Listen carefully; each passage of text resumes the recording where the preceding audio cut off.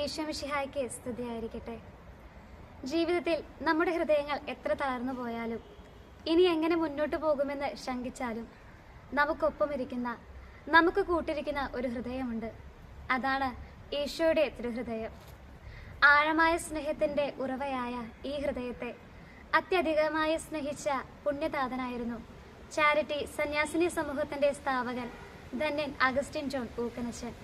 അവസാനത്തുള്ള രക്തവും നമുക്കായി ഒഴുക്കിയ ഈശോയുടെ തിരുഹൃദയത്തെ ആഴത്തിൽ അനുഭവിച്ചറിഞ്ഞ ഊക്കനച്ചൻ തന്റെ ആധ്യാത്മിക ഡയറിയിൽ ഇപ്രകാരം കുറിച്ചുവെച്ചു: മനുഷ്യരിൽ നിന്നും നിന്നാപമാനങ്ങൾ മാത്രം സ്വീകരിക്കുന്ന ആ ഹൃദയത്തെ കണ്ടാലും മനുഷ്യരെ അവിടുന്ന് ഇത്ര അധികമായി സ്നേഹിക്കുന്നുവെന്ന് നിത്യസത്യം പറയുന്നു.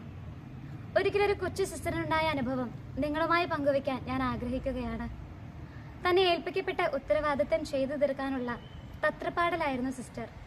ഓട്ടത്തിനിടയിൽ വരാന്തയിലിരിക്കുന്ന തിരുഹൃദയ രൂപത്തെ നോക്കുവാനോ ഒന്ന് ശ്രദ്ധിക്കുവാനോ സിസ്റ്ററിന് സാധിച്ചില്ല.